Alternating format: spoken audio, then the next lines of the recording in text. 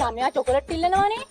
කොහෙද අනේ ළමයා චොකලට් ඉල්ලුවේ ළමයා ඔය ඔයාට ඇහෙන්නේ නැහනේ මටනේ කියන්නේ ළමයා. මට ඇහෙනවා ළමයා කතා කරනවා ළමයා බොරු කියන්නේ බා අනේ එන්නකෝ යන්න චොකලට් ඉල්ලනවා ළමයා. අයියෝ දැන් තමුසේ තරහ වෙලා නිටියේ මාත් එක්ක ඉතින් ළමයානේ ඕනේ කියන්නේ මට නම් ඒක අද ළමයා පිටින් දාලා චොකලට් කන්න හදන අම්මලාව දෙයියෝම බලන්න ඕනේ මේ මම එහෙම කරන්නේ නැහැ හරිද ළමයා. චොකලට් කන්න හොඳ නෑ ළමයින්ගේ දත් වලට දත් පණුව කනවා දත් තියෙන කාලේ තමයි චොකලට් කන්නේ අංකෝ.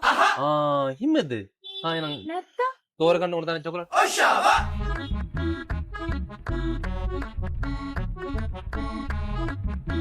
නංගී නම මොකද්ද ශාහිනි.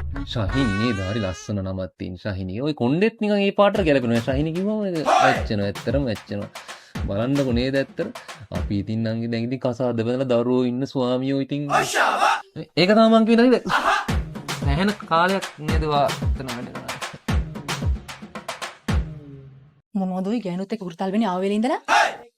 ඇයි ඇයි කියන්නේ? තමුසර මොකද වෙලා තියෙන්නේ? තමුසෙට හොඳයි නම් දත් තියෙන කාලේ චොකලට් කන්න මොකද මට හොඳ නැති දත් තියෙන කාලේ මස් කැල්ලක් කන්න